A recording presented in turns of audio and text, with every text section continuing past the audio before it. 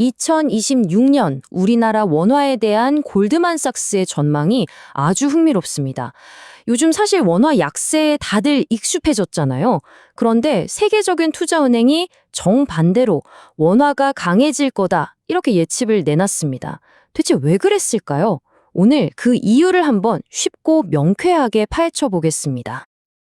자, 그럼 먼저 현재 상황부터 한번 짚어보죠. 지금 우리가 겪고 있는 이 원화 약세, 사실 이거는 꽤 이례적인 현상이라고 할 수 있습니다. 바로 이 질문에서 모든 이야기가 시작됩니다. 보통 상식적으로 생각해보면 한 나라의 경제 기초 체력, 그러니까 펀더멘털이 튼튼하면 그 나라 돈의 가치도 오르기 마련이거든요. 그런데 지금 한국은 수출도 잘 되고 있는데 원화는 약세란 말이죠. 대체 왜 이런 이상한 상황이 벌어지고 있는 걸까요? 이게 보면 볼수록 좀 이상합니다. 2025년 한국 경제, 수출이 살아나고 주식시장도 활기를 띠는 등 누가 봐도 좋은 신호들로 가득했거든요. 특히 AI 기술 분야에서 한국의 역할이 커지면서 경제 전망은 더 밝았죠. 그런데도 원화는 왜 힘을 못 썼을까요?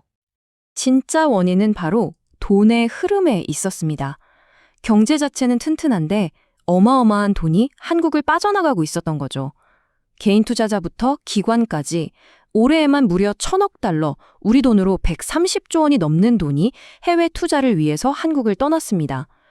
너도 나도 달러를 서서 밖으로 나가니까 국내에 남은 원화의 가치는 떨어질 수밖에 없었던 겁니다.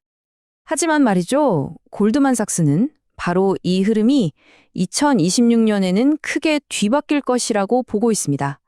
지금부터 그 반전의 서막을 한번 열어보겠습니다.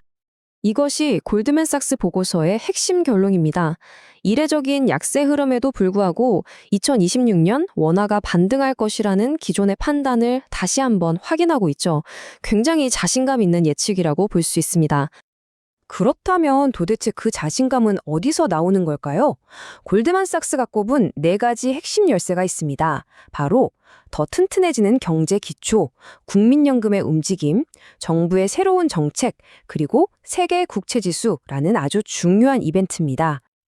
자, 그럼 이 4가지 요인들이 구체적으로 어떻게 원화 가치를 끌어올릴 수 있다는 건지 하나씩 자세히 들여다보겠습니다. 첫 번째 이유는 뭐니 해도 기본 체력, 바로 경제 펀더멘털입니다. AI 기술처럼 한국이 잘하는 분야의 수출이 늘면서 경제 성장률은 2배 가까이 오를 것으로 보이고요.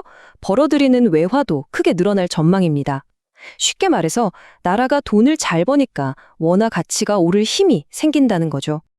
두 번째는 큰손, 국민연금의 움직임입니다.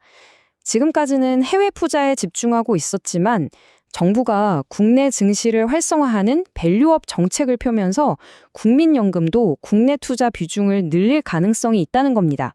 만약 그렇게 되면 해외로 나가던 돈의 흐름이 줄어드니까 자연스럽게 원화 가치를 지키는 데 도움이 되겠죠. 세 번째는 정부의 정책 변화 가능성입니다. 개인들의 해외 투자가 원화 약세의 한 원인이었던 만큼 정부가 이 속도를 조절할 카드를 만지작거릴 수 있다는 거죠. 예를 들면 해외 투자할 때 환율 변동으로 손해보지 않도록 돕는 장치에 세금 혜택을 주는 식으로요. 이렇게 되면 무작정 달러를 사려는 수요가 좀 줄어들 수 있습니다. 자, 이제 마지막 4번째 요인을 살펴보기 전에 중요한 개념 하나를 짚고 넘어가야 합니다. 바로 WGBI, 즉 세계 국채지수인데요. 이게 뭐냐면요, 그냥 쉽게 글로벌 채권 시장의 선진국 클럽이다 이렇게 생각하시면 됩니다.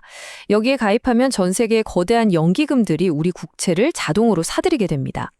바로 이 WGBI 편입 효과가 2026년부터 본격적으로 나타나는 겁니다. 골드만삭스는 이것만으로도 약 400억에서 500억 달러, 우리 돈으로 최대 65조 원에 달하는 외국인 자금이 한국으로 들어올 것으로 보고 있습니다. 이건 단순히 한 번 들어오고 끝나는 돈이 아니라 앞으로 꾸준히 한국에 투자될 돈이라는 점에서 아주 강력한 원화 강세 신호라고 할 수 있죠.